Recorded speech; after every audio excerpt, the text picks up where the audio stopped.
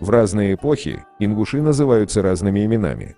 Ингуши или галгаи, как они сами себя называют, упоминаются античными писателями и географами, такие как Страбон, Птолемей, Плутарх и Занара. Отрывок из книги «Страна царя», издана в Лондоне в 1875 году. Страбон сообщает следующее. Амазонки жили в горах за Албанией. Феофан, сопровождавший Помпея в его экспедиции в Албанию, по крайней мере утверждает, что албанцы были отделены от амазонок скифскими племенами легов и гелов, и что река Мермодалес образовала границу между этими двумя племенами. Но Скасий, Митродот, Гипсикрат и другие, которые были хорошо знакомы со страной, утверждали, что амазонки были соседями горгорейцев, населяющих северное подножие Кераунских гор. Эти два сведения, упомянутые Страбоном, сводятся к одной и той же точке. Леги – это современные лезги. Гелы – это ингушское племя Галгай. И Кераунские горы – это северные хребты Кавказа, вплоть до Бештау. Таким образом, очевидно, что амазонки и их мужья должны были проживать в Кабарде и степи Кума, и были отделены Териком или Мермодалис от лезгинских и кистинских племен. Финский вестник. Учено-литературный журнал. Том 9. 1846 год. Диодор Сицилийский говорит, что после того остатки амазонского народа исчезли в Темискир. Но Страбон, уроженец каппадокийского города Амазии, соседного Темискири, утверждает, что они удалились в глубину Кавказа и поселились смежно с легами и гелами, то есть с лезгинами и теми галаями или галгаями-кистами, которые обитают по реке Оса, вливающейся в Сунжу. Следственно, амазонки выдворились на Заурском пути или в Саурматии, и тут древнейшее имя их припоминается Птолемеем, византийцами и Моисеем Хоринским, который зовет амазонов Амазун, лезгин легами и гелов хилаями, ставя последних поблизости Казба, то есть Кавказской горы Казбека. Классическое обозрение. Опубликовано издательством Кембриджского университета от имени Классической ассоциации. Упоминается племя на Кавказе, махилоны, в перипле Эуксиния Ариана. В первом веке до нашей эры аланы появляются на Северном Кавказе, и примерно в то же время роксолане движутся на запад с сарматами. Их происхождение неизвестно. Из классических и китайских источников мы узнаем, что аорсы, которые, как утверждает Страбон, прибыли в Предкавказье с севера и приняли имя аланы. У Птолемея объединение племен указывается формой аланорсы. Происхождение названия аланы от гелоны является возможным, и первоначальная буква «г», кажется, уже исчезает в махилоны. Вероятно, буква «х» здесь представляет немецкую «х». К такому же выводу пришел филолог, этнограф и академик Императорской академии наук Николай Яковлевич Мар.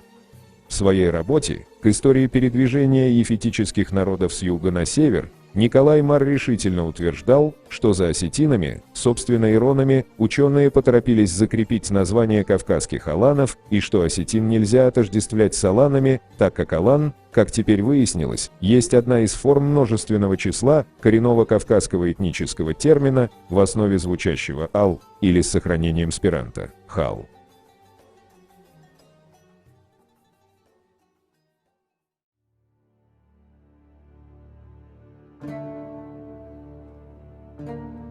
Профессор Николай Феофанович Яковлев. Кавказовед, фонолог и специалист по теоретической и прикладной лингвистике. Языки и народы Кавказа. Тифлис, 1930 год. Осетинский язык, смешанный ирано-ефетический. Ряд осетинских звуков, например, надгортанные, нельзя возвести к иранским, но они имеются в соседних ефетических языках. В осетинском около 10 падежей, то есть больше, чем в любом другом иранском языке, из них лишь один может быть возведен к праиндоевропейским формам. В соседних же ефетических вейнахских языках мы имеем сходную систему склонения, насчитывающую до 16 падежей и постпозиций. Лишь система осетинского спряжения частью сохраняет иранскую традицию. Таким образом, если только не характеризовать язык по одному спряжению, то мы должны сделать вывод, что осетинский язык есть язык скрещенный, образовавшийся из смешения иранских языков с горскими ефетическими, вейнахскими и другими. Газета «Кавказ». Очерк северной стороны Кавказа, 1847 год. Далее, от кабардинцев к юго-востоку по северному склону, частью против центра, а частью во Владикавказском округе, живут общества осетинского племени. Тагаурцы, куртатинцы, чеметинцы, алагирцы и дигорцы. Они большую частью носят названия от имен ущельев, в которых обитают. Племя это в общность представляет картину вовсе другого рода. Хотя тагаурцы и дигорцы управляются своими старшинами или дворянским сословием, а прочие имеют правление народное, но они не представляют собою тех благоустроенных обществ и самобытности, какими отличаются общества черкесские. Всегда находясь под зависимостью соседних народов, грузин, кабардинцев и ингушцев, они попеременно принимали их обычаи, законы, верования и предрассудки. От этого самого мы видим у осетин удивительную смесь религиозных понятий, заимствованных ими от веры трех соседних народов, властвовавших над ними.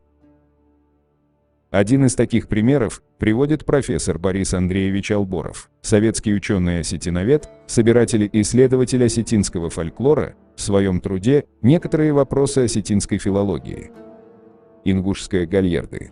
Как у чеченцев, так и у ингушей существуют патроны, или боги-покровители, общие для всего племени, или отдельных обществ из нескольких селений, и, наконец, боги-покровители отдельных аулов или отдельных родов.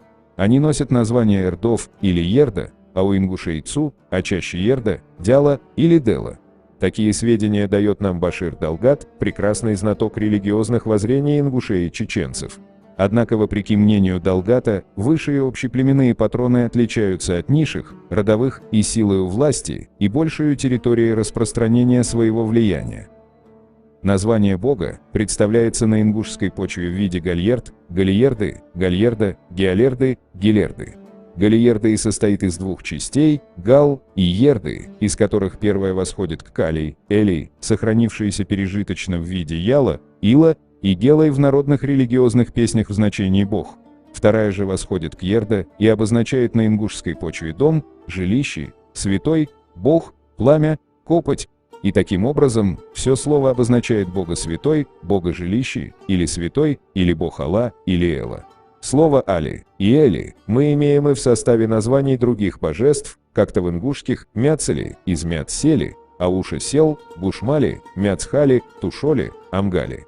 В абхазском Итлар, в кабардинском Шибли и другие. Это обстоятельство указывает нам на то, что в культе гальерды мы имеем поклонение богу Аллу, Алла или богу пламени, огня. И слово гальерды обозначает таким образом божество огня, пламени. Отсюда и ингушское Алла, Али, князь, от глагола Али, как и осетинское Алдар.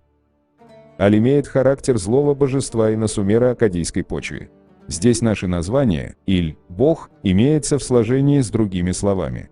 Так сумеро-аккадийцам известен Анлиль или Инлилла, владыка демонов бури, соответствующая сиро-халдейскому Бел, финикийскому Ваал, древнееврейскому Эль, первоначально обозначавший бог солнца. Аль имеется и в составе Алату, название богини преисподней, и Нинкигаль, название преисподней.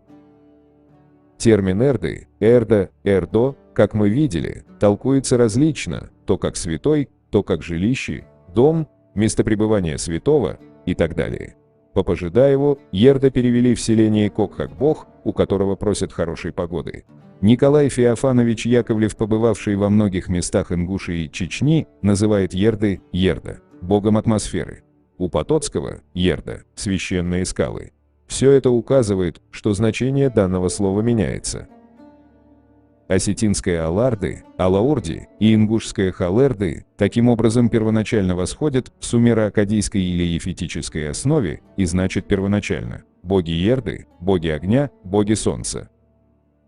Мы увязали гальерды с каким-то древним божеством Гелой, Гелай, на ингушской почве. Попытаемся то же самое проделать на осетинской почве. Осетинские аларды – такой же золотой крылатый светлый бог, но не имеющий уже значения верховного бога, а только покровителя оспы. Культ гальерды первоначально возник там же, где раньше всего обосновался чечено-ингушский народ, а именно в верховьях реки Асы, где память о нашем святом сохранили название горы Геолерды-Корт и святилище Альбиерды, Ауша-Сел и Тхаба-Ерды. Позднее, с расселением ингушей, культ Гальерды переносится отсюда выселенцами в долину реки Армхи, где, как и в долине реки Асы, на месте древнего языческого капища возникает христианский храм. Отсюда этот культ проникает в район Осетии, под названием Элия, Аларды, у Ацила. Все сказанное об ингушском Гальерды и осетинском Аларды можно суммировать следующим образом. Гальерды, золотой крылатый бог, являлся наиболее общеизвестным, популярным и суровым народным патронным покровителем всего ингушского народа. Но в последние десятилетия, с усилением проповеди ислама, он забыт, как забыты все остальные ерды, Су и даже Верховный Дела. Еще доказательнее наличие в осетинском языке и быту названия ингушского божества – Гелай. Оно выступает в припеве свадебной осетинской песни, а именно в слове «Аллай», на основании которого мы устанавливаем полное тождество, не только в значении слов, но и в их форме. В слове «Алай» – «Ал» – название божества – «Ай», окончание звательного падежа, как и в ингушском слове «Гелай», начальное «г» произносится слабо-придыхательно и может отпадать в ингушском языке, и наоборот, там, где в осетинском слово начинается с гласного, в ингушском языке это слово будет начинаться с придыхательного гласного звука, например, осетинский «ир» ингуши произносят «гири». Нельзя сказать, чтобы у ингушей тогда не было других богов. Их было достаточно, но клятва скреплялась наиболее популярным всемогущим Гальерд, почитаемым ими за святость кумиром, находящимся в горах, где под словом «кумир» надо понимать бог, но не идол, так как ингуши Гальерд представляют духом. Последние жители близлежащего села Эгенты, во главе с жрецом Гальерды Махаматом Даскиевым, в настоящее время 70-летним стариком, выселились оттуда в Терш, оставив на месте остатки когда-то грандиозного и страшного Галуана, ингушского Гаала, что значит замок с башнями и бойницами. О сущности бога Гальерды и почитании его жителями мы до сих пор не имеем подробных сведений. Я пользуюсь любезностью указанного выше жреца и других стариков близлежащих сел, и ниже даю впервые, возможно, более подробные сведения об общеингушском знаменитом Гальерды.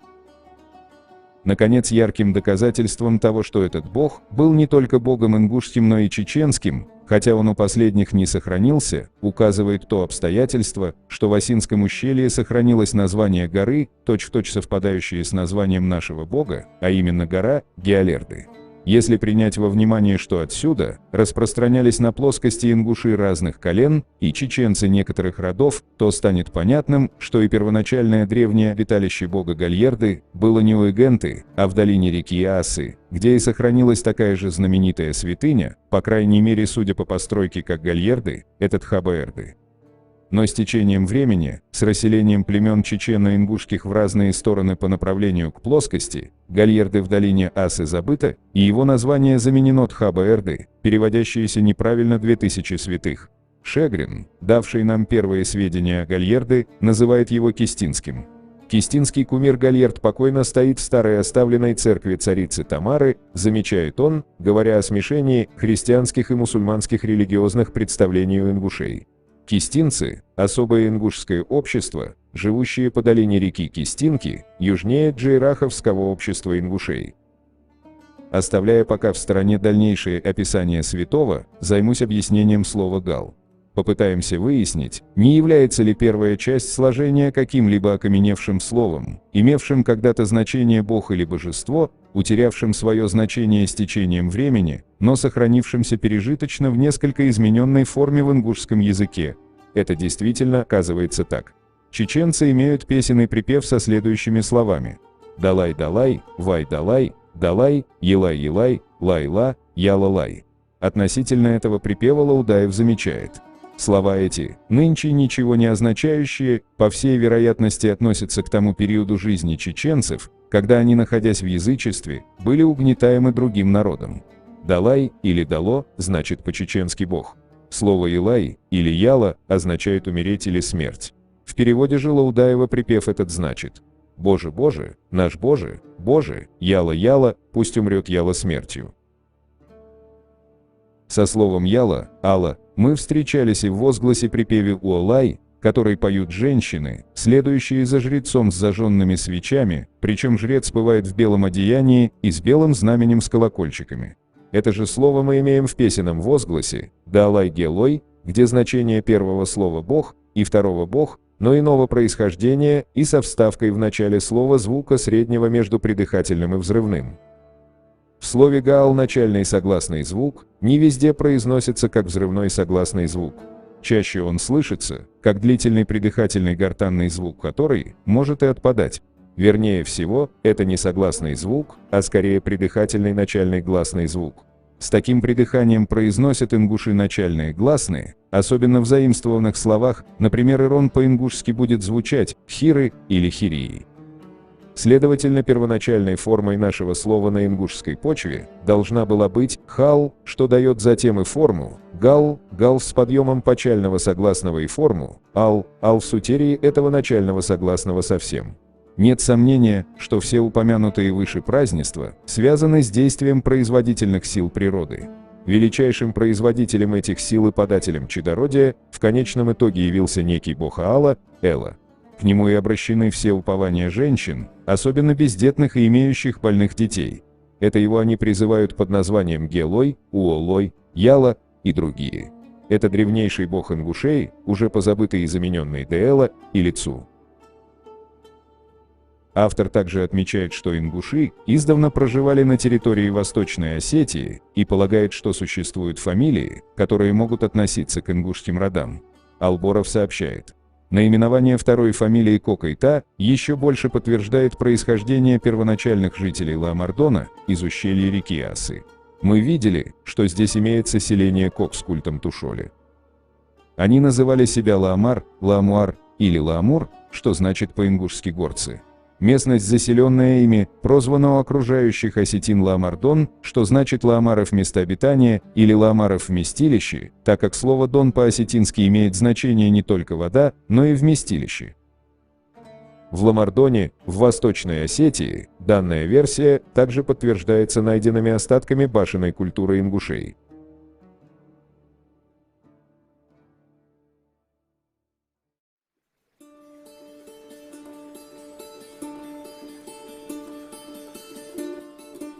Профессор Евгений Игнатьевич Крупнов, доктор исторических наук, специалист в области древней и средневековой археологии Северного Кавказа и этногенеза кавказских народов. В труде «Средневековая Ингушетия» приводит следующие сведения. Заслуживает внимания еще один из видов производственной деятельности ингушей. Это строительство многочисленных склепов, святилищ, жилых и особенно боевых башен. Искусством сооружения башен особенно славились ингушские мастера в прошлом. Действительно, боевые башни с пирамидальной ступенчатой крышей являются типичными памятниками горной Ингушетии и поражают зрителя своей стройностью, простотой конструкции и изяществом. Можно полагать, что самый тип этих башен зародился и окончательно оформился на территории Ингушетии. Западнее на территории Северной Осетии башен подобной стройности нет, хотя из осетинских источников известно свидетельство о построении башен в осетинском селении Даргавс и других местах именно ингушскими мастерами. В селении Фортаок, пишет Иван Павлович Щеблыкин, нам называли двух известных строителей башен и могильников – Дуга Ахриева и Хазби Цурова. Оба они ингуши. Дуга Ахриев похоронен в селении Фортаок в надземном могильнике, построенном им самим. Про него здесь же именно в Фортоге местные жители говорили, что он являлся строителем башни Мамсурова в Даргавсе и передавали некоторые подробности постройки. Та же самая история, только более подробная, была нам передана еще в 1924 году в селении Даргавсе и Кабании местными старожилами. Геолог Максимович, за время своего пребывания в Горной Чечне, собравший интересный материал по истории материальной культуры и фольклору чеченцев, сообщил мне зимой 1934 года, что и в Чечне часто указываются башни, якобы построенные ингушскими мастерами. То же самое мне приходилось слышать в 1936 году в чеченских селениях Харачой и Дышни-Ведено. Евгений Крупнов составил такую карту для иллюстрации территориального деления ингушского народа на тот момент с разными названиями ингушских обществ. Но не без упоминания того, что ингуш – это то же, что галга, как и отмечали другие известные исследователи Кавказского края. Перечисляются назранновцы, карабулаки, гаалашевцы, джейрахи, кисты, галгаевцы, соринцы и акинцы.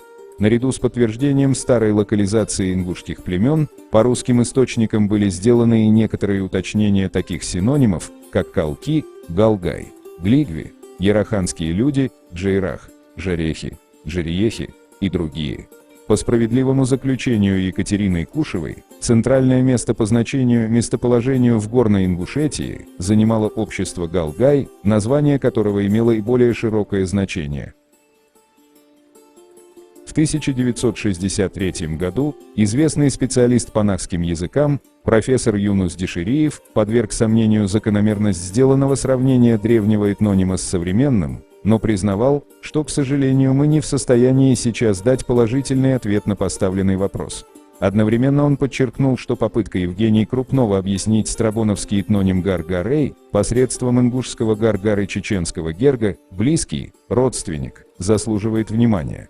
Основанием для сомнения Юнусу Дишириеву послужило предположение, что сам этноним галгай позднего происхождения и связан с термином гаала – башня, крепость, то есть житель башни или крепости. Вряд ли с этим можно согласиться. Очевидно, термин галгай более древнего происхождения, и из древнейшего кавказского языкового субстрата он вошел в дагестанские языки. Например, слово «башня» звучит у кубачинцев как гал, у даргинцев – кали, у лезгин – квал. По-чеченски и ингушски гаала – это жилая башня, а гаалай – оборонительный комплекс. Как известно, в Осетии оборонительные укрепления тоже называются гаалунами.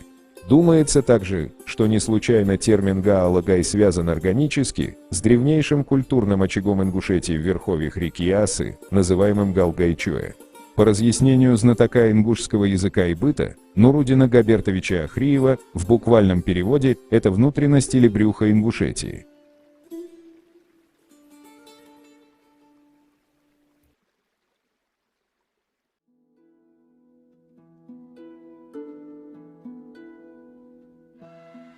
Следующие отрывки взяты из труды Фома Ивановича Гарипекина.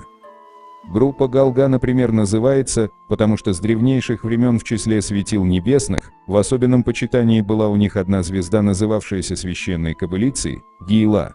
А в Осинском ущелье на горе Гельерды-Корт стоит доселе капище священной кобылицы покровителя народа Гельерды или Гальерды. Это есть одно и то же общераспространенное божество у древнейших народов, известное под именем Ма, как божество зачатия и плодородия на земле.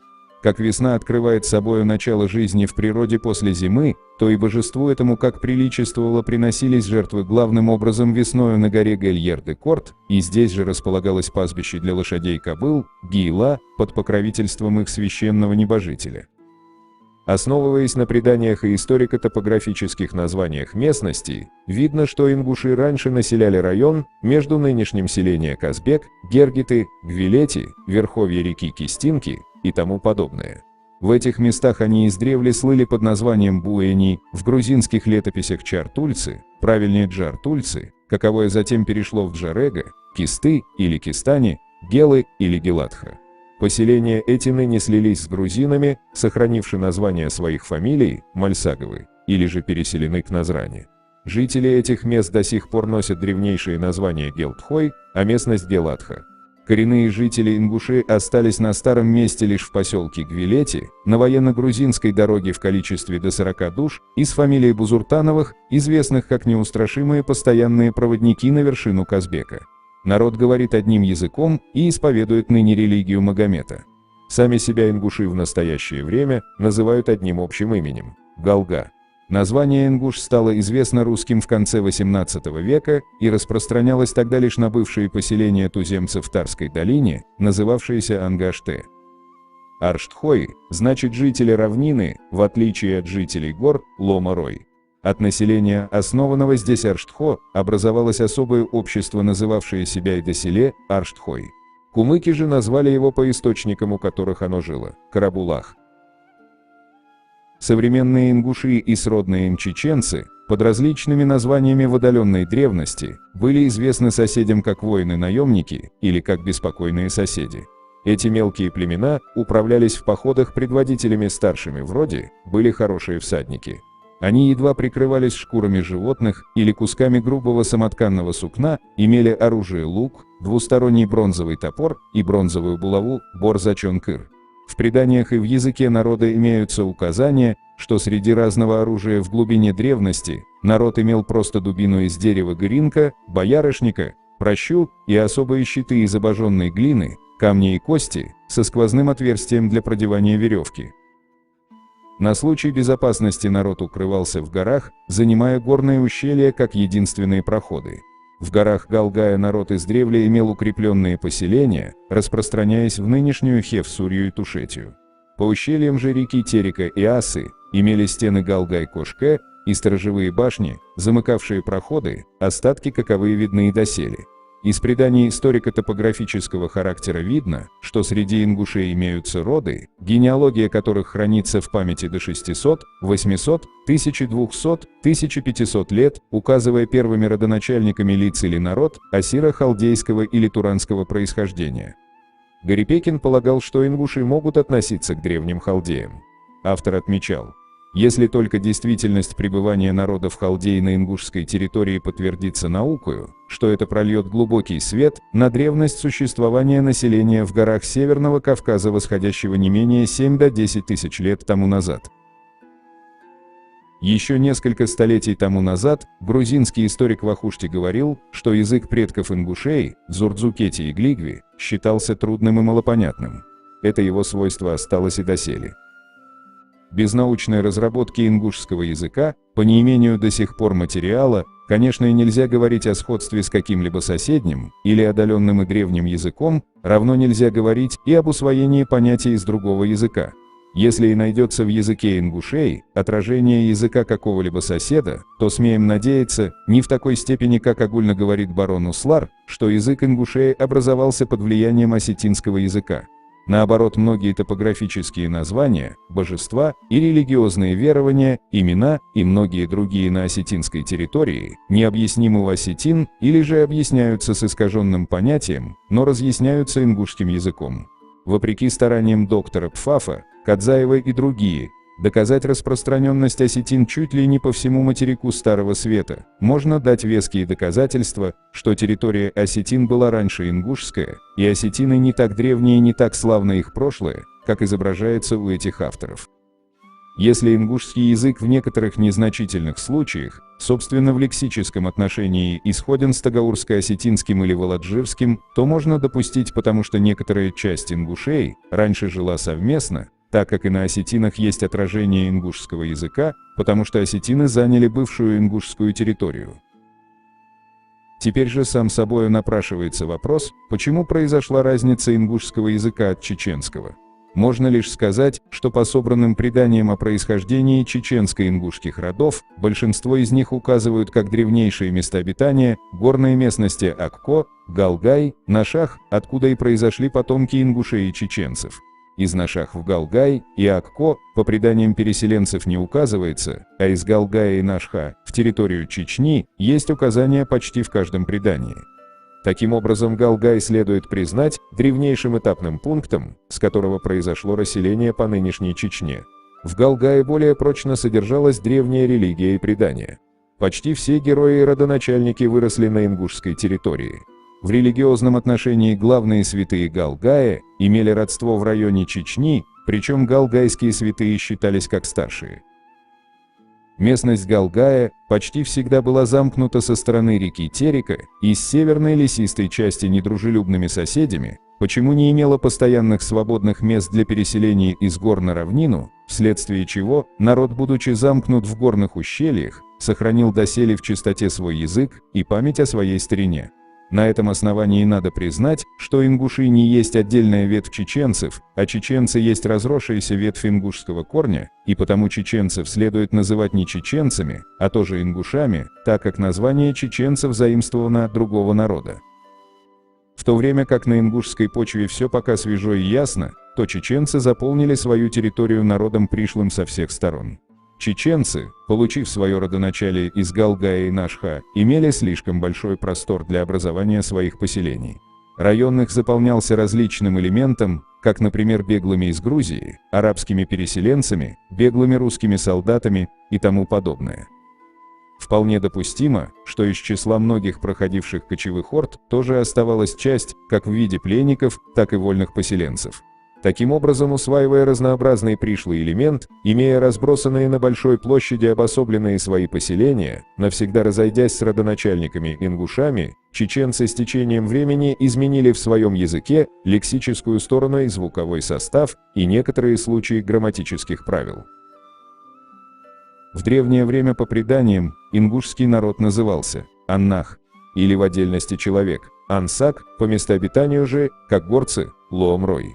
Теперь же ингушский народ называют свою занятую территорию Галга или Гелга, то есть место гелов, а сам народ, следовательно, называется Гелгай, как занимающий эту местность.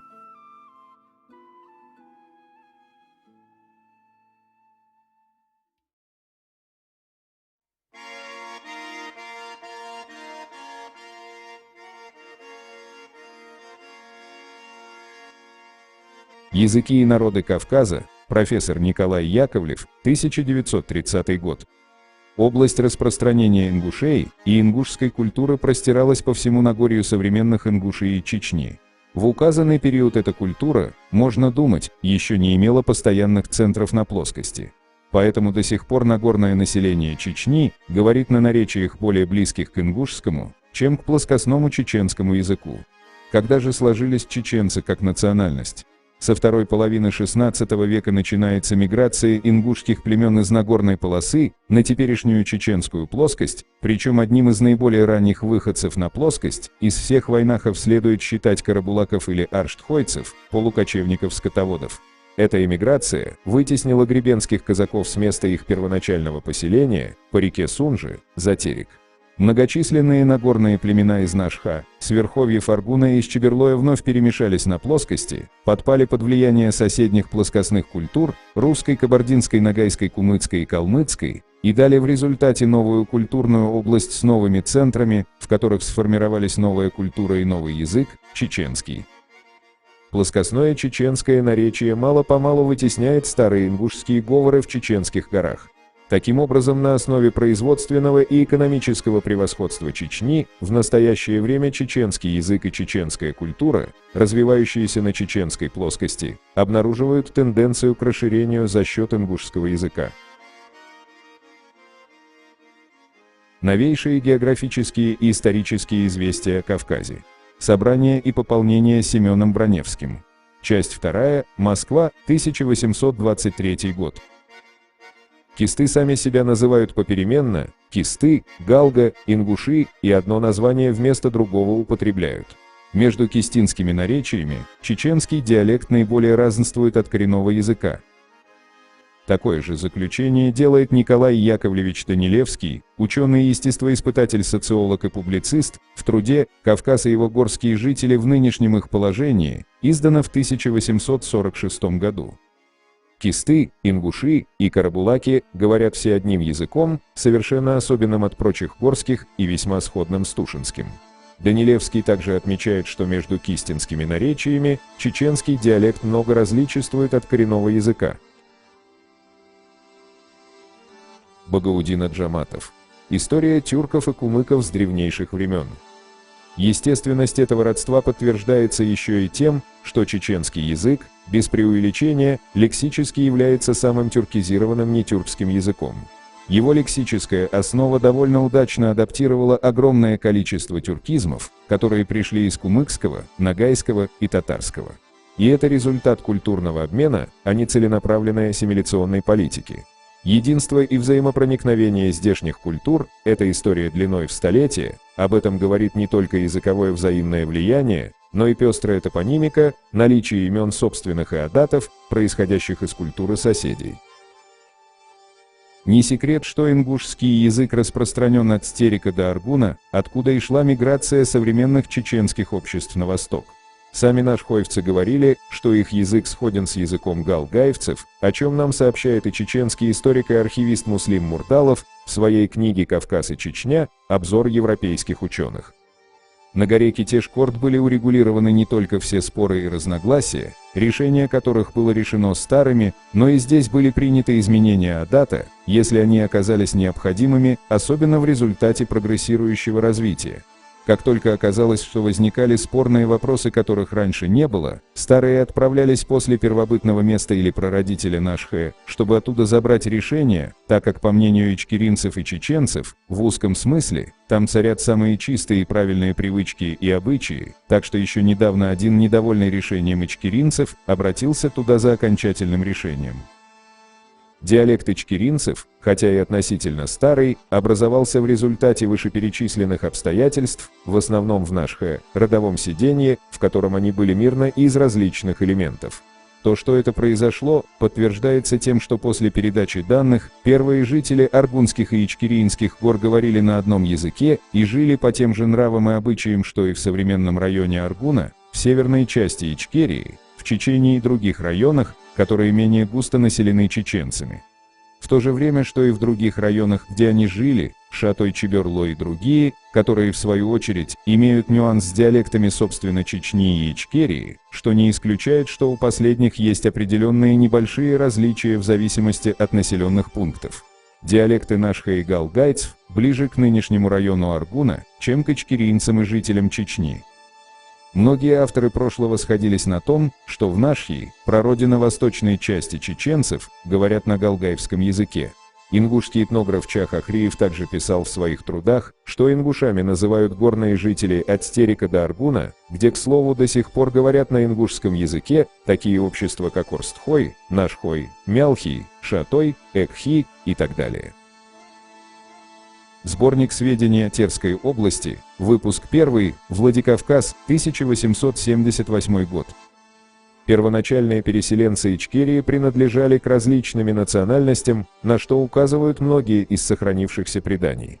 Так нередко заключались браки между христианами и евреями, причем недостаток в женщинах обусловил обычай воровства невест, сохранившийся в слабой степени до сих пор в Ичкерии.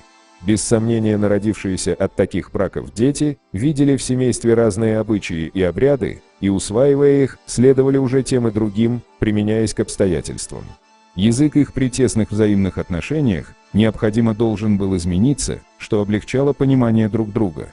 У последующих поколений это смешанное наречие принимало уже более или менее форму самостоятельную. Так продолжалось, быть может, сотни лет, и в конце концов здесь жил уже народ, как говорят ичкерийцы, Цаадин Боцушнах, то есть народ, не имевший ни одного закона. Одним словом, Ичкерия когда-то представляла в полном смысле слова смесь племен и наречий. Ичкерийский язык, хотя относительно и древний, но возник путем указанных мною обстоятельств по всем вероятиям еще в Нашхе, где люди, обеспечивая свое независимое положение, группировались и до занятия новых мест, жили мирно, будучи даже различными по вероисповеданию, образу мыслей и наречию.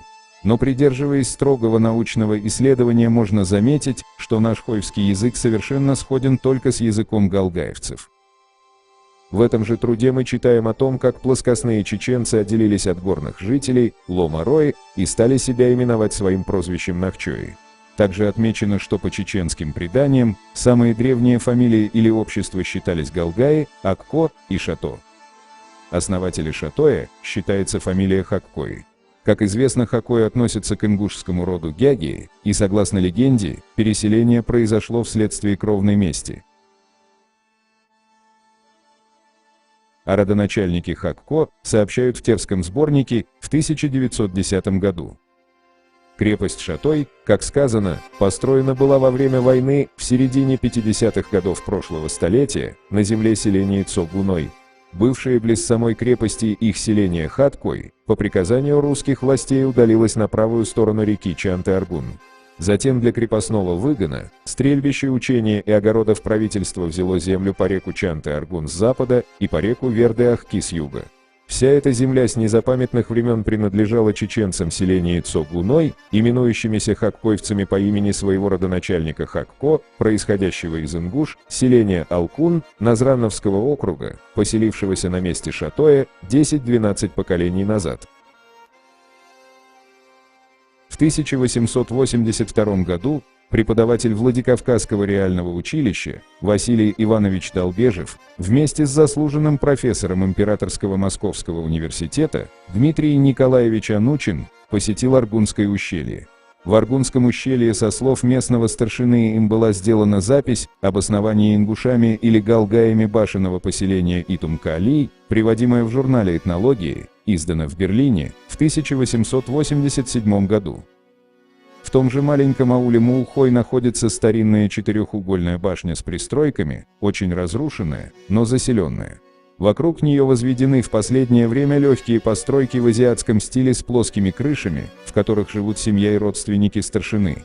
О своем происхождении он сообщил мне, что он происходит от галгаев, восточнее Асы, и что некоторые из жителей произошли из Арабистана. Дань они никогда не платили и не взимали. О Миатхане они слышали. Отец старшины Махаш был убит еще до рождения теперешнего старшины. Деда звали Ирбахи, который считается строителем башни, прадеда – Элхи, потомка Утки II и Утки I. Но родоначальником, который поселился здесь, был отец Утки I, и его звали Итун. По его имени названы руины у выхода этого ущелья в горную долину Аргуна.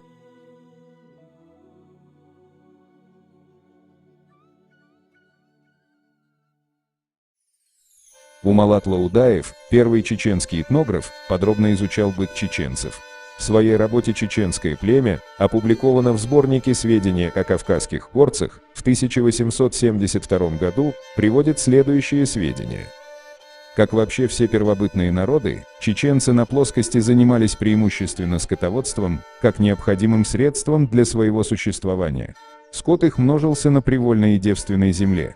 Они в изобилии получали молоко, сыр и масло. В первобытность же свою, не быв ознакомлены еще с хлебопашеством, за неимением хлеба употребляли в пищу большое количество сыра. Почему, хвалясь своим изобилием пред своими соотечественниками, обитавшими в скудных приаргунских горах и многонаселенной Ичкерии, назвали себя сырными, по-чеченски нахчой.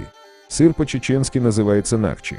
Слово это во множественном числе – нахчи, а отсюда происходит народное название нахчой, то есть люди, изобилующие сыром. Быть может и то, что название это плоскостным чеченцам приписали в насмешку, называя их сыроедами, как ныне натеречных чеченцев в насмешку называют колдаш-юцнах, то есть людьми, едящими творог. Что название нахчой чеченцы получили от сыра, это подтверждается и тем, что назраневцы, говорящие не чисто чеченским языком, сыр называют начхи, а чеченцев – начхой. То есть и они дают им название от сыра. Так как чеченцы на плоскости уже назвались нахчой, то они Ичкерию в отношении к себе назвали нахчой-мох, то есть страною сырных, или страною, где плоскостные чеченцы имеют свои поземельные участки. Ичкерия есть слово кумыкское. Ичиери значит земля внутри, то есть среди гор. И действительно, она находится посреди лысых и черных гор. Племенные остатки, водворившиеся на этой территории, селились ниже их и ближе к плоскости, почему первобытных обитателей пришельцы называли Луамрой, от слова Луам – гора, то есть живущие на лысых горах. Со временем беспокойные люди других стран и беглецы разных народностей увеличивали собою число чеченских фамилий. В пользу версии Лаудаева, что чеченцы действительно изобиловали сыром, говорит и тот факт, что в 17 веке чеченцы обменивали его у кумыков на соль, железо и прочие вещи. Эти данные нам приводит знаменитый чеченский лингвист и по совместительству историк Ибрагим Юнусович Алироев. Многие исследователи не замечали или не обращали внимания на то, что Лаудаев ничего не путал, когда указывал все это время на название от сыра, а именно он пишет, что назраневцы, плоскостные ингуши, называют плоскостных чеченцев и сыр одним названием – начхой. Может, кто-то подумал сейчас, что Лаудаев ошибся, или там сделана опечатка в этом месте, и там должно было быть нахчой, но нет. На самом деле, в ингушском языке, как и в чеченском, есть два типа сыра – начхи и нахчи. Чем они отличаются друг от друга, прочтите в диссертации кандидата исторических наук Шавлаева Тамара Магомедовна. Начхи, начехи, сырковая масса – продукт, полученный за счет внутреннего процесса в той емкости, куда залили молоко, в данном случае это желудок животного. Нахчи, нахачи – та же сырковая масса, но получена за счет внесения стимулятора извне, со стороны. Первый способ более древний, второй – универсальный. Но в обоих случаях продукт хранится в соединении с родным лоном, сывороткой. Как видим, буквы Ч и Х не зря поменялись местами. Железная масса, Аша, отделенная от железной руды, Ашкха, равно как и верхний слой гончарной массы, которую принято отстаивать, называются начьи. В животном мире начьи означает естественный отбор.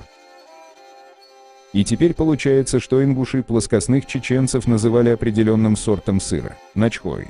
И только позднее стали именовать плоскостных чеченцев нахчи, что по сути название уже другого сорта сыра, а значит в названии нахчи действительно имелся в виду сыр. В некоторых чеченских диалектах есть и название ноохчи для самообозначения. Но даже в этом случае с ноохчи, как ни крути, есть обозначение сыра, так как эти некоторые диалекты этим словом нохчи искаженно называют тот же сыр, нахчи, путем чередования корневых гласных, о чем свидетельствует разбор всех этих слов, опять же, у профессионального историка. Представлено различие в производстве нахча и начха, на примере сыра. Прослежена этимология термина ноохч, который появился вследствие чередования корневой гласной в лексеме нахч. За чередованием гласной скрывается действие, дополняющее информативную формулу термина. Ноохч определяется как часть нахча, полученная в результате разделения его методом ноадак-хар, разделения на части конической формы. Еще более интересный факт приводит Зарема Хасановна-Ибрагимова в труде «Горцы». Чеченцы очень любили игры, особенно коллективные. Одна из чеченских игр напоминала по содержанию современное регби. Это сырная игра. Мячом в ней служила головка сыра, завернутая в кожаный мешок. Играли две команды. У каждой был свой сырный мешок. По сигналу судьи, старейшего жителя аула, одна команда пыталась отнять у другой сыр и принести оба мешка в условленное место. В борьбе за сыр допускались любые приемы. Можно было сбить противника с ног, схватить его за голову, за руки, за ноги. Правилами разрешалось поднимать и нести противника, если он владел мешком с сыром. Игра могла продолжаться несколько часов. Зрители были активными болельщиками и подбадривали свои команды возгласами, скандировали боевые призывы. Эту же игру проводили и верхом на лошадях. О том, что нахчи – название именно от сыра, а не от люди, придерживались и многие именитые чеченские историки и исследователи, к примеру, знаменитый чеченский исследователь Сулейманов Ахмад, который подтверждает версию с сыром, и причем он отмечает, что и сегодня, это в 1978 году, горные чеченцы называют плоскостных чеченцев нахчи или начьи, подразумевая в этом названии овечий сыр. И вдобавок ко всему отмечает, что нахчи и нах – это разного рода слова, которые между собой никак не связаны. Чечня и Россия. Общество и государство. 1999 год. Автор профессор Ян Чеснов. В пользу земледельческой этимологии слова «нохчи» говорит также то, что этот этноним обозначал прежде всего равнинных чеченцев. В то же время горцы, лаамры, именовали себя по названию горских обществ, майстинцы, мялхистинцы и так далее. Может быть, это тоже доказательство того, что нохчи исконно значило пахари, тогда как горные чеченские группы, отличавшиеся большей ролью от гонного скотоводства, себя пахарями не осмысляли. Современная эпоха в Чечне характеризуется оживлением самосознания субэтнических групп. Так уже с конца 1980-х годов некоторые мялхистинцы, расселенные в районе Бамута, претендовали на то, чтобы в паспорте они были поименованы именно так, а не чеченцы. Сейчас сами чеченцы себя называют нохчи во множественном числе, нохчо в единственном числе. Ощущается, что этот этноним только-только завершил свое всеобщее распространение среди чеченцев. В памяти народа еще свежи представления, что горские группы термин нохчи относили только к обитателям плоскости. Диалекты чеченского языка еще сохранили свою гетерогенность. Некоторые горцы говорят на диалекте, более близком к ингушскому языку. Так некоторые тукхумные по происхождению образования еще осознают свою обособленность, например, мялхистинцы и некоторые группы орстхоевцев, представители которых иногда выступают за соответствующее обозначение своей национальной принадлежности в паспорте. Но процесс консолидации чеченского этноса на тукхумной основе явно был дополнен включением тейпов иноплеменного происхождения. Кавказ. История, народы, культура, религии. Подробные сведения о тухумной организации появились только в прошлом столетии. Классическое описание клана Уджара белоканских аварцев Южного Азербайджана в середине XIX века дал в краткой и точной характеристики Константинов.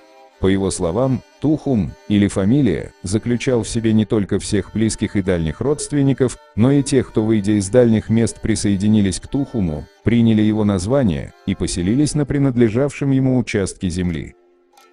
По теории известного социолога XIX века Максима Максимовича Ковалевского, если иметь в виду родственное ядро, но гетерогенным в целом, поскольку в число его членов могли входить принятые под его покровительство переселенцы. На Северном Кавказе до русского завоевания сложилось два основных типа тухумов. Первый из них встречался только на Северо-Восточном Кавказе, в основном в Дагестане. Население каждого аула в Дагестане обычно состояло из нескольких небольших кланов тухумов. Известный этнограф XIX века Башир Керимович Талгат сообщал, что слово «тухум» лучше было бы устранить, как перешедшее к чеченцам от кумыков и неизвестное ингушам и вообще горным чеченцам.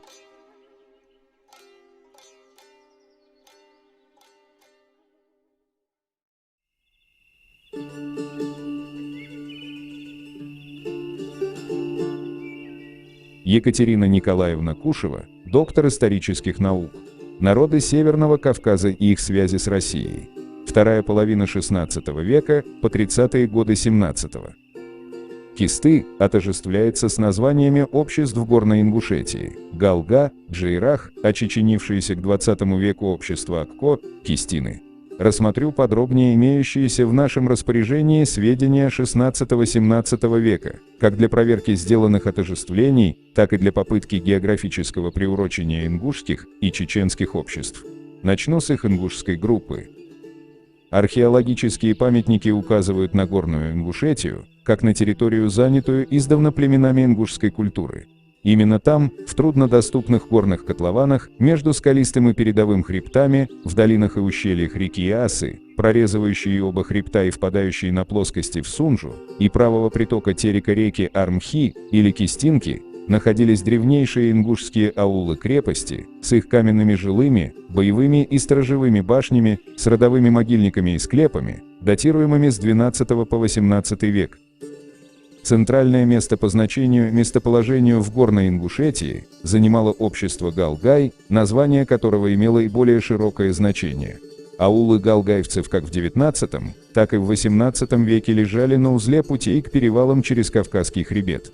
Один из них шел с севера на юг по оси в Хевсуретию, к истокам Хевсурской Арагвы. Правый исток осы реки Табачоч через Куреламский перевал позволял выйти к дальним кистам в верховье Аргуна, а оттуда в Тушетию.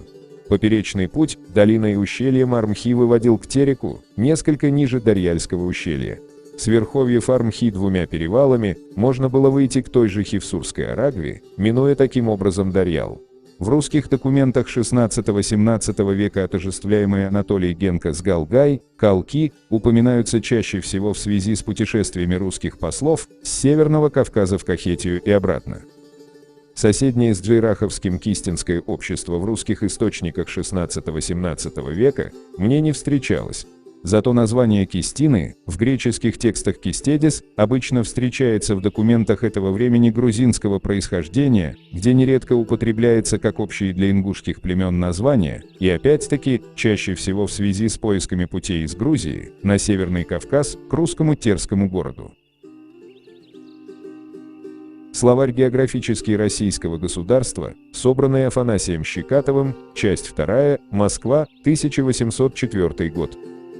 Ингушевцы, ингуши или кисты – народ, живущий у подошвы Кавказского, льдом покрытого горного хребта, от Моздока к югу около 80 верст расстоянием, в Малой Кабарде. Область их лежит между истоками рек Сунжи и Терека, по обеим сторонам текущей к Тереку реки Кумбалея. К северу граничит сия область с Малою Кабардою, к западу с Осетией, к востоку находятся Чеченги, а к югу льдом покрытые горы. Сей народ, могущий поставить около 5000 воинов, свободен и никакому князю не подвластен, так как все почти кавказские народы, и управляется выбранными им самим старшинами. Известия Кавказского отдела Императорского русского географического общества, том 13, 1900 год. Кроме ущелья Осиновского по реке Аси, ингуши живут и в ущелье Дарьяльском по реке Тереку. Северная часть территории, в бассейне притоков Терека, имеет почти степной характер. Совершенно точную границу ингушских поселений определить трудно, потому что кроме принадлежащих так называемым дальним кистинам, уже совершенно слившимся с чеченцами ингушей, живущих по ущельям реки Аргуна, кистины, в числе 392 дворов и 2150 человек, живут в обществах Саханойском, Майском, Джакольском и других Тианецкого уезда Тифлисской губернии, а также в различных местах Сунжинского отдела и Владикавказского округа Терской области. По словам Григория Вертепова, основанным на собранных Тубровым преданиях, чеченцы пришли откуда-то на берега реки Аргуна и Сунжи всего 2-3 века назад, и вместе с ними же пришли и родоначальники части восточных ингушей. Несмотря, однако, на то, что ингуши, главным образом под влиянием религии, до такой степени нравственно порабощены чеченцами, что некоторыми почитаются даже заодно с чеченцами племя, в обычаях, нравах, религии и тип ингушей сохранилось много своеобразного, доказывающего, что прародители ингушей были не чеченцы. Как мы видим, в различных источниках предполагается, что чеченцы были иностранцами для ингушей. Сегодня это утверждение может показаться абсурдным, поскольку известно, что ингуши и чеченцы – родственные народы, у которых один и тот же язык. Далее мы покажем, откуда произошел термин «чеченцы», ссылаясь на работы не только иностранных исследователей, но и чеченских. Чеченский архив, выпуск 1. Сборник материалов по истории чеченского народа.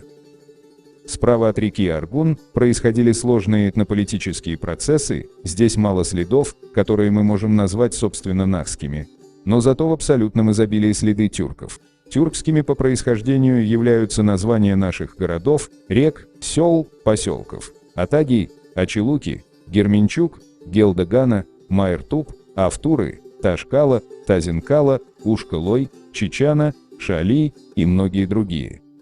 В плоскостной Чечне нет ни одного собственно нахского названия географического или иного природного объекта, выходящего за хронологические рамки тюркской эпохи. Это свидетельствует в пользу того, что в процессе формирования сегодняшнего этноса чеченцев, наряду с наххами принимали участие ассимилированные ими в разное время тюрки, кумыки-нагайцы и множество других дагестанских племен. Бесспорный факт, что на территории плоскостной Чечни до 16-17 века, собственно, нахи не проживали. Хапизов Шахбан Магомедович. Соломеер, Эндирей, Аух. Очерки этнической истории населения Терско-Сулакского междуречья.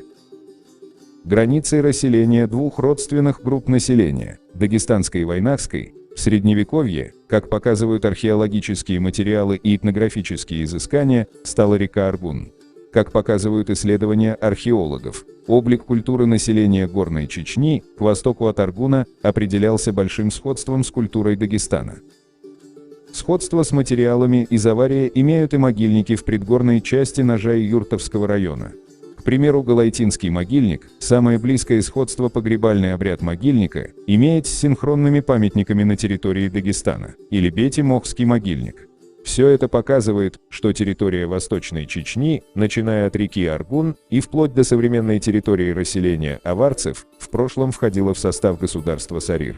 Более того, археолог Амар Давудов на основании сходства археологических материалов Ичкерии и Аварии, а также данных топонимии и преданий, считает, что в древности и интересующее нас время, то есть первые века нашей эры, территория расселения аварских племен, андаки и тидии, андийцы и тиндинцы, была значительно более обширной и включала в себя долину реки Аргун и современную Восточную Чечню, Нажа и Юртовские и Веденские районы.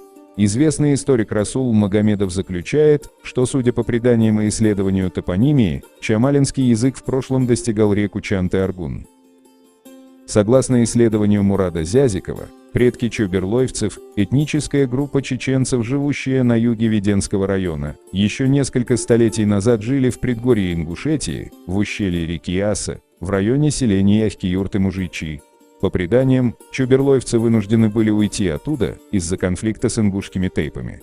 Произошло это, согласно Мураду Зязикову, где-то в XVI-XVIII веках. Также он пишет: кроме того, говоря про чуберлоевцев, нельзя не сказать о том, что их архитектура во многих особенностях своих ближе к аварской. Показательно, что чеберлоевцы рассказывают о том, что до них в Шаро-Аргунском ущелье жили люди Тинди. Один из чеберлоевских тейпов называется «Дай», что переводится как «аварцы». С другой стороны, по преданиям, записанным в XIX веке, в Ичкерии и Чеберлое, Мако-Жойская котловина, чеченцы являются относительно недавними, не ранее XIV-XV века, пришельцами из верховья рек Гехи и Аргуна, которые ассимилировали различное, в том числе и тавлинское, скорее всего аваро-андийское население. Данная информация устных по своему происхождению источников, кажется, находит себе подтверждение и в археологическом материале от V до XII века. В верховьях реки Шаро-Аргуны сейчас стоят два аварских селения Кванхи и Чидиры, причем около селений Кванхи имеется языческий могильник V-XIII века, материал которого имеет многочисленные аналогии именно в Аварии. Любопытно, что чеченское по языку население верхней части бассейна Шаро-Аргуна, киринцы, на аварском Хьири-Сел, шароевцы, на аварском Киялал, Рига-Хойцы, на аварском Решниял, обозначалось в официальных русских документах XIX века как аварское, лезгинское. По сообщениям старожилов из Цумадинского района Республики Дагестана и Шаройского района Чеченской Республики, перед войной 1940-х годов киелальцы числились по документам чеченцами, в реальной жизни были двуязычными, употребляли аварский, как вариант, чемалинский и чеченский языки, но последний в связи с языковой политикой был преобладающим. Следует упомянуть также и о том, что центр крупного княжества, образовавшегося в XVII веке в низовьях реки Аргун на Чеченской поляне, селение Чечен-Аул, был основан аварцами.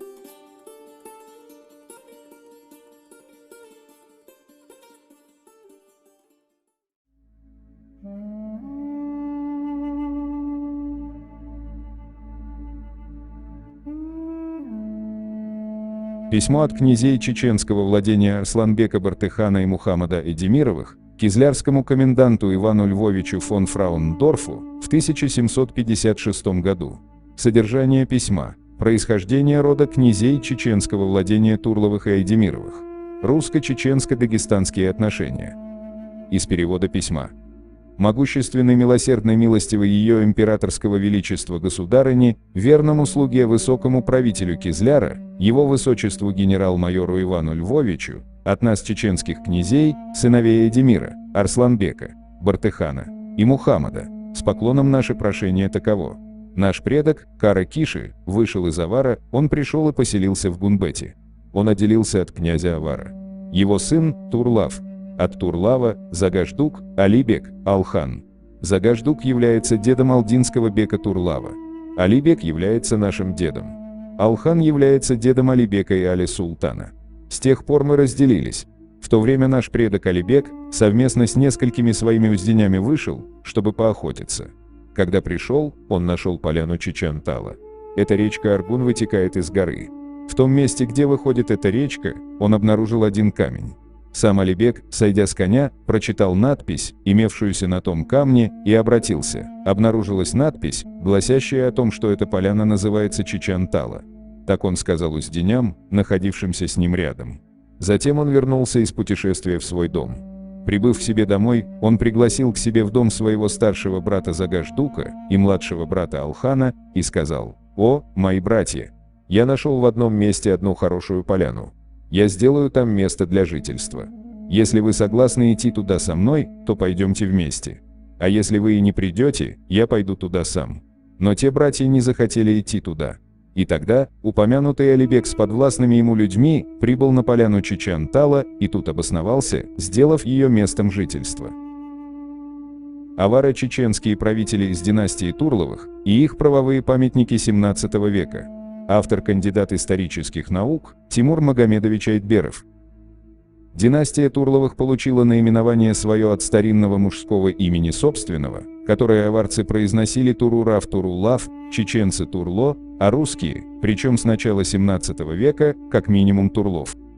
Второй из округов, пребывавших под властью Турловых, равнины Чечен, где уже более 200 лет полностью преобладает вейнахский по языку этнический элемент, хотя, правда, в ходе завоевательных походов чингизидов и их полководцев, а главное, в послемонгольскую эпоху, там заняли, было преобладающие позиции языки прошлых этносов. Среди них главное место было, думается, у тюркского кыпчакского языка, от чего пошел кумыкский. Этот чечен Северного Кавказа представлял собой сухопутную территорию, известную в русских источниках XVII века как Уварская, по генезису правящей верхушки, малое или, может быть, младшее владение. В первой половине XVIII века русские военные администраторы описывали данный округ Северо-Восточного Кавказа как состоявший из 9 селений, в числе которых были Алда, Астанкул, Атага, Башин, Баха-аул, Гаджи-аул, Хамбат-аул, Сюйры-корт, Чахкири и Чечен-аул, Аварский Чачан. В 40-е годы XVIII века, согласно опять же русским данным, во власти Турловых находились следующие чеченские селения: Чечен-аул, Малый Чечен, Атага, Истису и Топли. Вышеупомянутый немец 70-х годов XVIII века включал в состав Турловского округа Атагу, Гаджи-аул, примерно 500 дворов, Чахкиру, Чечен-аул, примерно 500 дворов, Янги-Кент на Сунжинском правобережье и другие селения. Знаменитый же кавказовед первой половины XIX века Бакиханов Аббас, происходивший из табаристанских иранских аристократов, обозначал первоначальную территорию чеченского округа, попавшую в XVII веке в руки Турловых, как состоявшую из Чечен-Тала. Турловы сделали, примерно со второй половины XVII века, своей столицей селение Чечен-аул. Последний же, как известно, является собой поселение, получившее наименование, возможно, из монгольских языков, а расположенное в равнинной части Чеченской Республики, довольно близко от Притиречья, в местности, хорошо защищенной лесами и болотами. Следует, однако, отметить, что при всем этом Турловы, которые теперь, в XVII-XVIII веках, базируются по большей части в Приаргуне, сохраняли наследственные жилища-заамки на аварском Гундул и в далеком Хунзахе, являвшемся столицей всего Аваристана со времен еще Сарирской державы.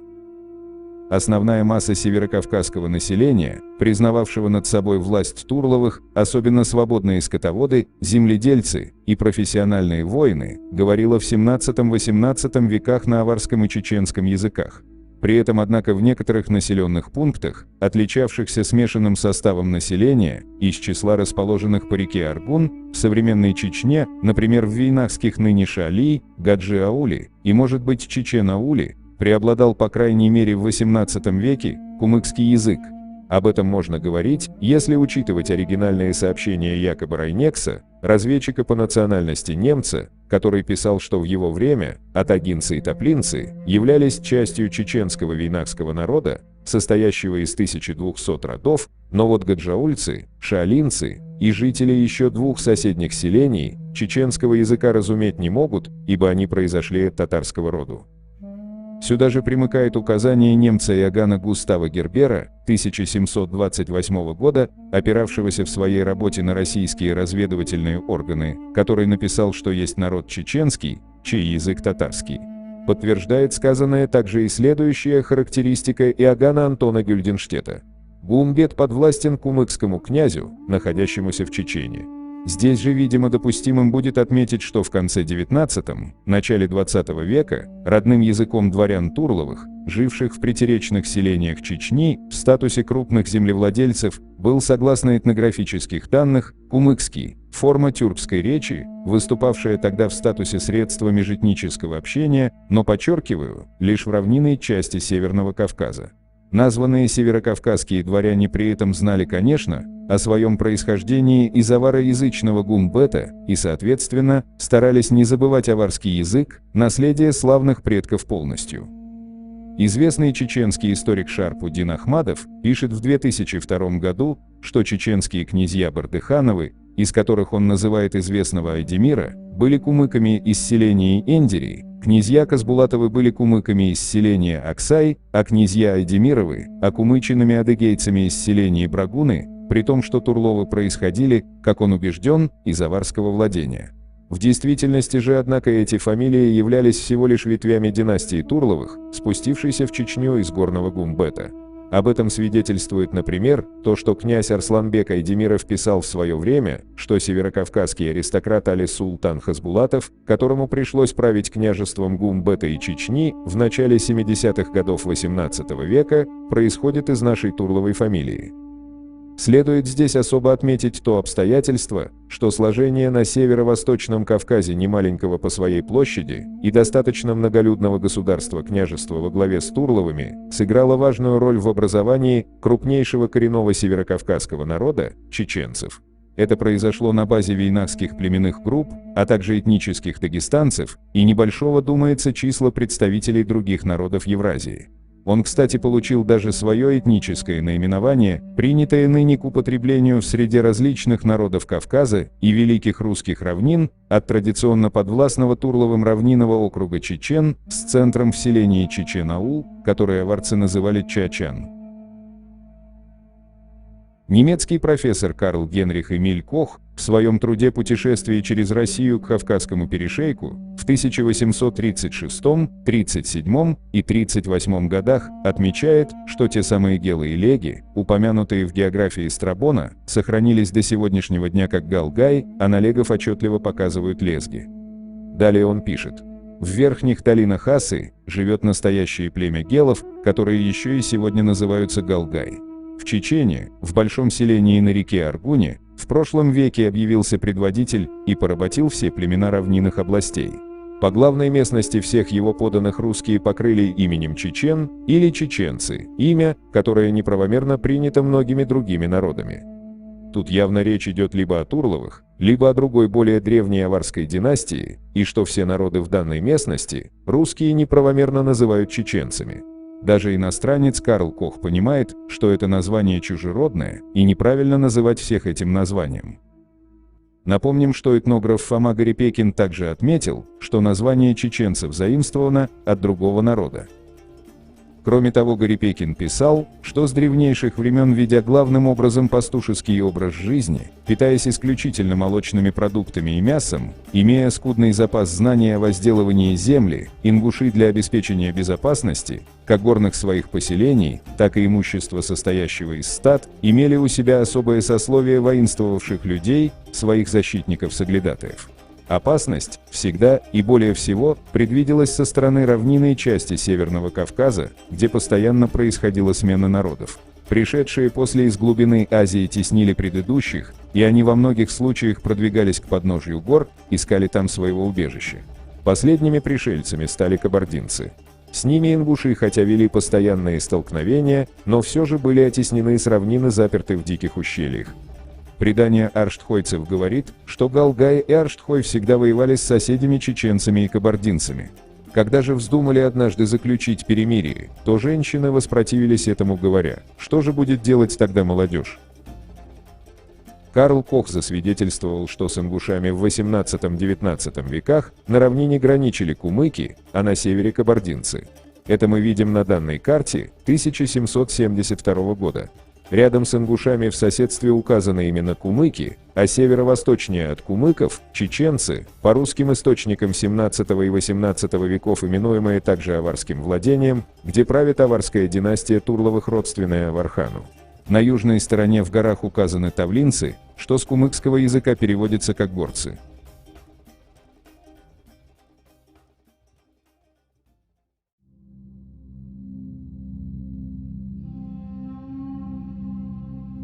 Известно, что ингуши, в то время, когда их соседи уже числились в российском подданстве и мешали ингушам свободно владеть своими землями на равнине, подписали договор о вхождении в состав России в 1770 году, дабы избавиться от статуса враждебного народа для России и вновь мирно жить на своей исторической родине.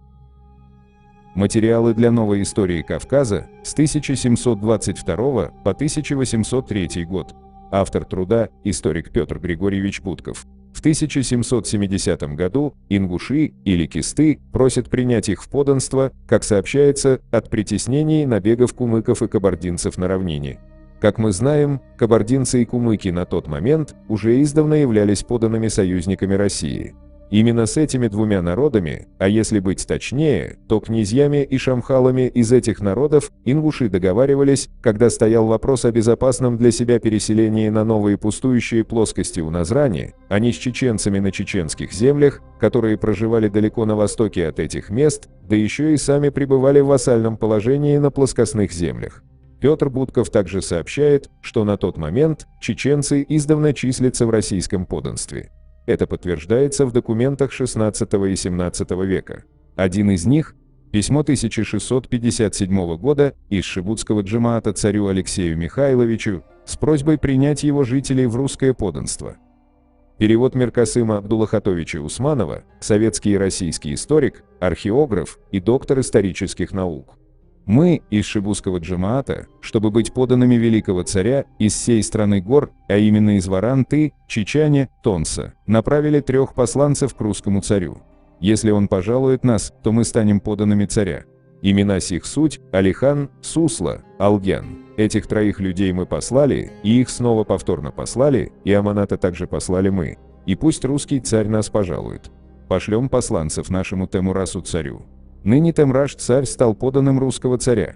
Мы тоже желаем быть подданными русского царя. Царь, смотри же на нас велико. Приведем в подданство много-много селений. А пока мы, 3-4 селения, били челом великому царю, пожалуй нас, царь. Данное письмо является просьбой о принятии в подданство чеченцев, или точнее жителей перечисленных обществ, в 1657 году. Чтобы понять, кого подразумевали под чеченцев, мы перенесемся на 100 с лишним лет вперед, когда ингуши вошли в состав России. 1770 год. Письмо от кистинского народа, кизлярскому коменданту Неймчу, подписано старшином 24 селений больших и малых Ингушей. В этом документе приведены имена тех 24 старейшин. Теперь обратим внимание на эти 24 ингушских селения. Дело в том, что именно об этих 24 селениях округов больших и малых ингушей или ангуштов говорит исследователь Аган Антон Гюльденштедт в своем путешествии по Кавказу в 1770-1773 годах, который, к слову, являлся еще и свидетелем вступления ингушского народа в подданство Российской империи. Гюльденштедт, собственно, записал их с точностью. Переходим сразу к ингушским округам Ангушты-Шалха, где перечисляются те самые 24 селения. К обоим относятся Галга, Тирол, Акка, Бецы, Гимир, Ваурху, Кир-Мереш, Галай, Ялхар, Сарай, Ной, Хой, Кяхкой, Местой, Нашах, Сулуй, Мелер, Корбе, Махши, Асай, Шадгеа, Аздай, Хайрехи, Цизди и Паланг. Также селения и округа Махки, Хамха, Таргим, Аги, Картуй, Сулуй, Бештуй, Азик, Тимгай, Лялах, Хани, Таш, Арцхой, Салгай, Фалхал, Гирек, Малар, Джайрах, Байн, Ижел, Обин, Дахыргиш, Арапе, Берех, Кушги, Кала, Накаст, Бархан, Тори, Гапай, Галай, Алкун, Гигай, Целх, Датах, Арште, Игер, Ляшк, Желаш, Галашки, Ахкин-Юрт, Ахка, Махал, Бошта, Мериджи и Терли. В общем, по свидетельству Гильденштедта, получается, что в данном акте вступления в российское подданство в составе ингушского народа принимали участие даже старшины Терлоя и Нашьи, не говоря о старшинах Ялхара, Аки, Галая и Мержи, то есть по сути получается весь ингушский массив, который отличался общностью языка, культуры и традиций, что, конечно же, автор отметил далее в своем описании. Все эти кистинские селения и округа расположены вдоль рек Кумбелей, Сунджа и Асай. Они состоят между собой в хороших отношениях, так же как и свяпи, которые живут на реке Макул. Народы, которые живут возле прочих рек, впадающих в Сунджу, составляют другую партию, которая настроена против этой и которую обычно называют чеченской. Кратко повторим ключевые моменты из данного труда Гюльденштедта. Округ ингушцев и кистов, первого кавказского народа, с коим Гюльденштедт имел случай познакомиться, лежит между вершиною Сунджи и Терека, около ручья Кумбалея, впадающего в Терек. К северу граничит он с Малою Кабардою, к западу с Осетинской областью, к востоку с чеченами, а к югу со Снежными горами. Они называют сами себя Галга и сохранили еще употребление на войне щитов. Те общества, которые были перечислены в 1770 году как ингушские, все они говорят практически на том же языке, что и все ингуши, и чем дальше на восток по обществам мы движемся, тем сильнее меняется язык. Это и говорит о том, что шла миграция с запада на восток, где на востоке вайнахские общества попадали под влияние уже дагестанских и прочих культур, в том числе и языковое. Округ Чечен. Он занимает страну Нижнего Аргуна и Бистина, впадающих в Сунжу, и нарочито обширен, почему под названием обитателей его чеченов часто разумеется весь кистинский народ. Чечены имеют собственных князей. Царствующая фамилия называется Туркан и находится в родстве с Аварханом. Теперь сравним с картами конца XVIII века. Карта пограничной линии Российской империи, 1782 год. В окрестности реки Терека и Фортанги находятся только ингуши или кисты. Чечня начинается от Нижнего Аргуна. Карта части Российской империи и народов Кавказских гор, 1789 год. Тут мы видим такую же картину в обратной проекции. И опять же, только ингуши находятся в окрестности Фортанги. Карта, представляющая Астраханской губернии, Кавказскую линию и прикосновенных к ней всех горских народов, 1799 год. На этой карте мы видим, что чеченцы также занимают местность Нижнего Аргуна. Более того, тут еще раз подтверждается, что Нашхий изначально относился к ингушскому массиву, как и было отмечено во всех предыдущих источниках. На более ранней карте 1745 года грузинского царевича Вахушти Багратиони отображена страна Дзурдзукети, и он ее разделяет на три группы или общества – кисты, дзурдзуки и глигвы. В его описании этой страны также упоминаются ингушские селения Ангушт и Джейрах, так что не подлежит сомнению, что Дзурдзукети и есть Ингушетия. К северо-востоку от Дзурдзукети отображены чечаны. Вахушти относит равнины этноним чечаны именно к дагестанским племенам, что лишний раз подтверждает, что в этой местности преимущественно живут дагестанские народы, и никакого отношения к дзурдзукам или вайнахам этноним чечаны не имеет. Эта картина резко начала меняться из-за активного переселения горных жителей, или лаамры, на чеченскую плоскость.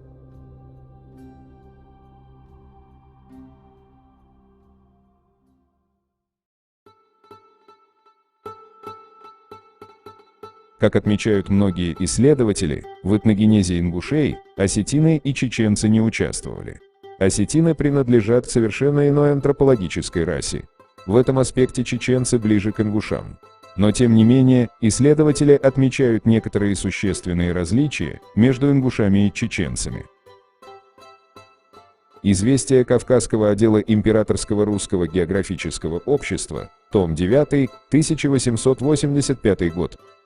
Антропологические группы по указателям и описательным физическим признакам приводят к весьма интересным заключениям. Так галгаевцы, куда собственно относятся джейраховцы, мицхальцы, хамхинцы и царинцы, также и соседи галгаевцев, акинцы, на основании среднего головного указателя для галгаевцев 81,9, а для акинцев 81,0, относятся к подкороткоголовой расе и стоят, по-видимому, особняком от других смежных с ними горных чеченцев и лезгин.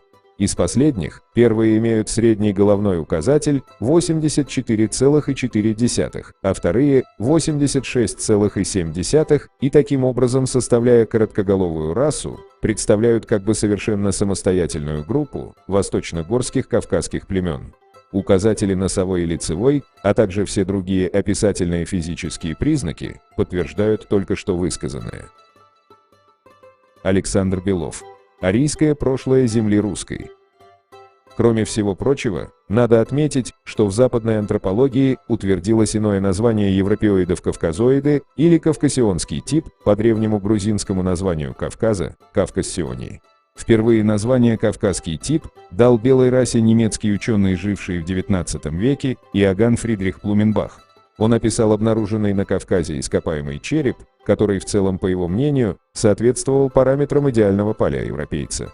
В свою очередь, отечественный антрополог Виктор Валерьянович Кунак считал, что среди ингушей в большей степени сохранился процент древнего населения Кавказа. Тайсаев Джабраил Мубарикович. Этногенез народов Кавказа. Антропология чеченцев и ингушей несколько различается. Ингуши относятся к центральному кластеру кавкасионского антропотипа с выраженной брахикефализацией, что говорит о сильном генетическом смешении с кабанской культурой. тогда как чеченцы, хоть и относятся также преимущественно к кавказионам, сочетают в себе множество элементов каспийцев и даже понтийцев, среди них очень высока доля представителей с низкой меланизацией. Кроме того, у чеченцев самый высокий индекс делихокефализации среди характерных брахикефалов-кавказионов. Все это свидетельствует, что чеченцы в большей мере сохранили хуритский субстрат, либо в большей мере ассимилировались каспийскими народами и в меньшей кабанскими. Русские авторы со второй половины XIX века начали давать этнологическую классификацию всем кавказцам для своего удобства в изучении Кавказа. И этноним чеченцы, в этом случае они употребляли вместо нахский или вайнахский, как, например, карачаевцев и балкарцев, относили к тюркам или татарам.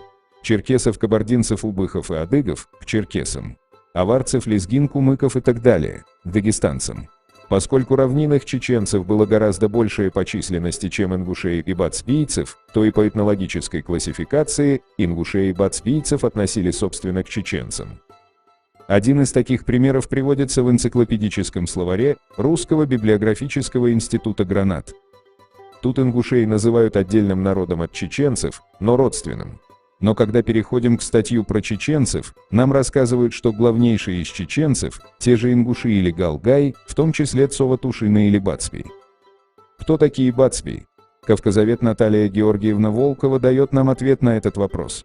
О переселении бацпийцев с Северного Кавказа свидетельствует и предание грузин Тушин, живущих в том же Зема-Алване. Совцы, или бацпийцы, говорят тушины, считают себя тушинами, а на самом деле они кисты, и их язык родствен кистинскому. Сейчас совцы часть тушин, но они пришли с другой стороны, с запада, из страны Гилга, Галгай, самоназвание ингушей. Когда шах Аббас хотел всех сделать мусульманами, то Галга переселились в горы Грузии. Такого же рода предания сохранились и среди переселенцев из Чечни, живущих с середины XIX века в соседнем Зема-Алване селении Джокола. Баци, говорят они, это горные люди, включающие два народа. Первый, чакма-тушины, это грузины. Второй, это галгай. Прежде в горах Грузии жили только чакма-тушины. Баци убежали из страны Галгай, когда в Галгай пришло мусульманство. Таковы факты, приводимые историческими преданиями. Но насколько они верны? Исключительная близость бацпийского и ингушского языков достаточно убедительно свидетельствует о том, что Ингушетия – прародина бацпийцев. Это же подтверждает и еще один факт. До сих пор в горах Ингушетии по реке Армхи, Джейрахское ущелье, местность вокруг селения Эрзи, известна под названием Вяби, Вяпи или Фяпи.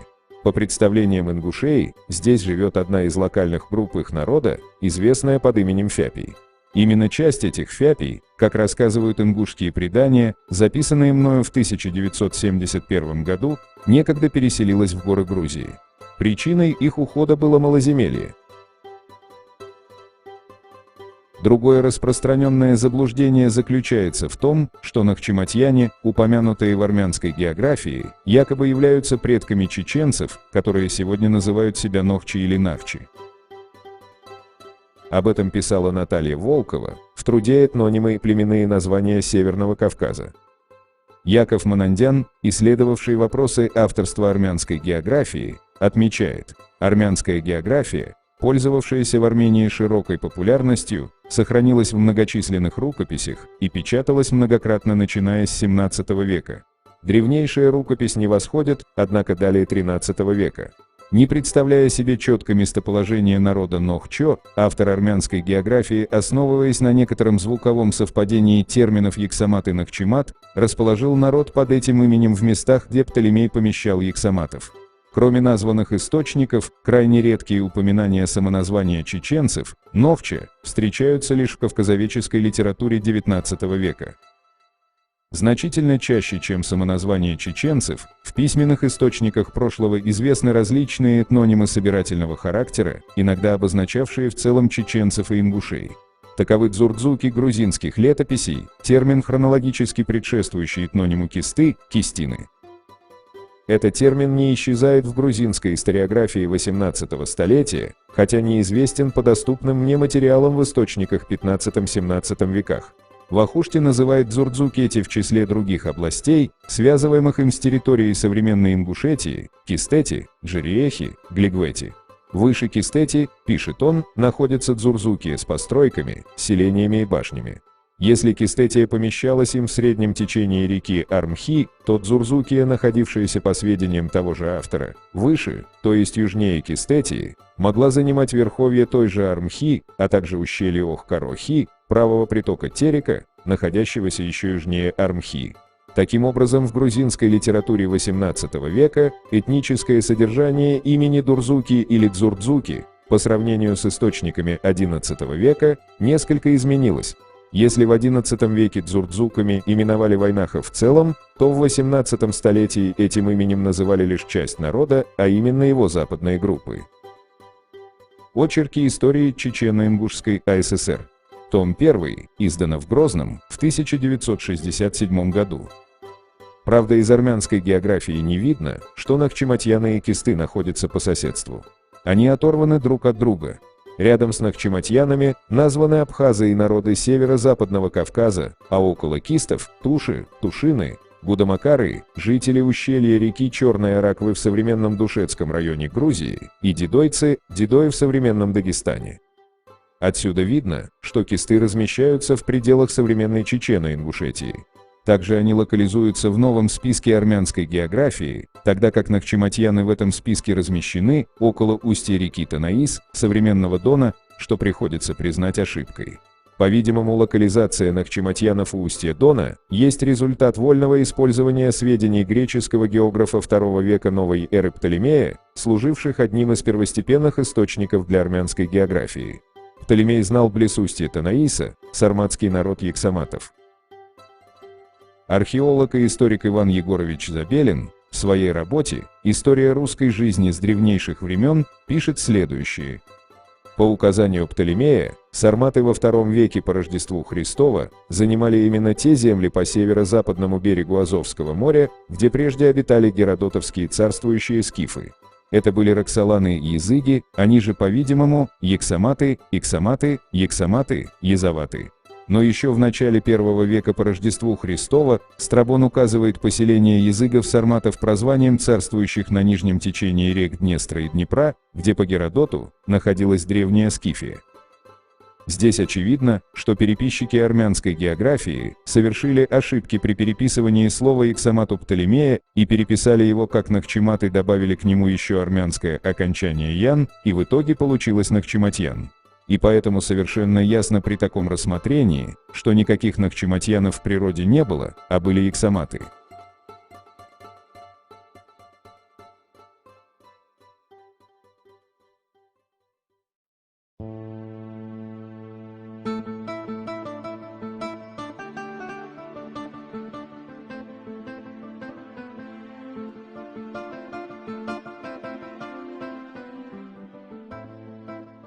Что же нам говорит башенная архитектура на Кавказе?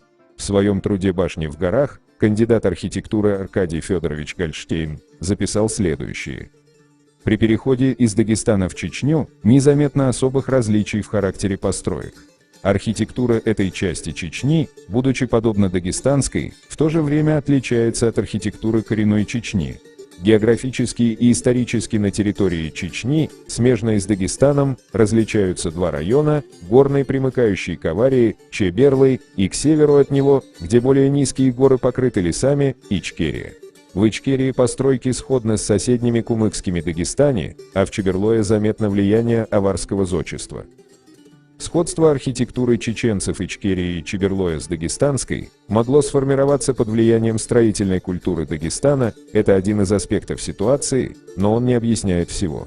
Такая культурная зависимость не может определиться обстоятельствами одного лишь только соседства, тем более что контакты населения Чечни и Дагестана имели место не в большей мере, чем между дагестанцами и другими их соседями.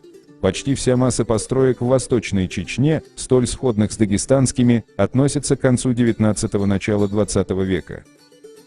В коренной Чечне умерших хоронили в коллективных семейных гробницах. В Ичкерии, куда чеченцы переселялись начиная с XV века, почти нет гробниц, захоронения здесь одиночные. Поскольку и в Чеберлое нет гробниц, можно полагать, что этот район тоже был заселен чеченцами в сравнительно позднее время. Вряд ли гробницы, если бы они здесь существовали, были разрушены с принятием мусульманства. Трудно себе представить, чтобы их снесли до основания так, что не осталось и следов ни одной из них. А главное, в этом районе нет не только наземных гробниц, которые могли быть снесены, но и заглубленных в грунт, а они обычны в тех местах Чечни, где есть наземные гробницы. Далее, на постройках в Чеберлое часты петроглифы, высеченные на камнях кладки стен, древние культовые символы, что так характерно для Аварии. За пределами Аварии в Дагестане такие изображения встречаются значительно реже, причем тем реже, чем дальше от нее.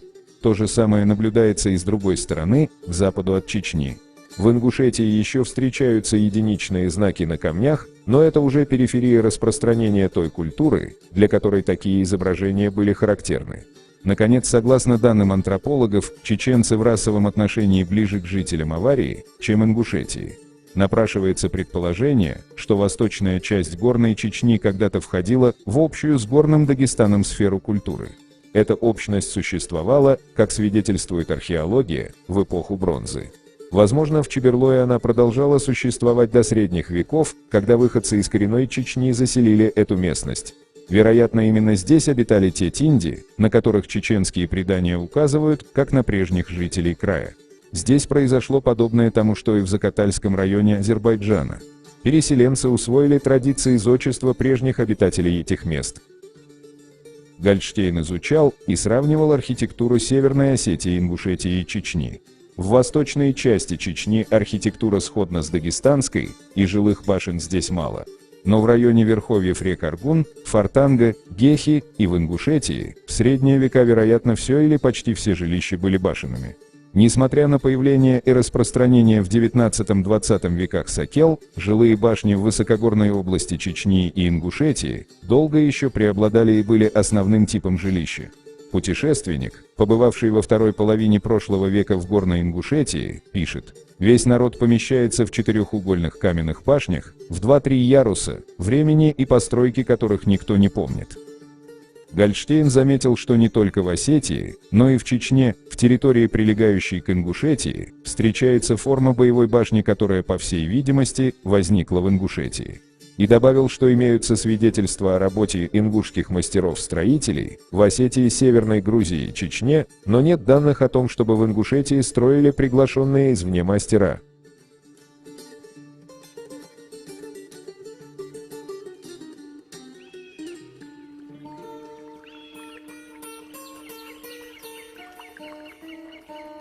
Абрам Ибаевич Шевхалишвили, архитектурные памятники Средневековья и исторические места, связанные с гражданской войной в Чечено-Ингушетии.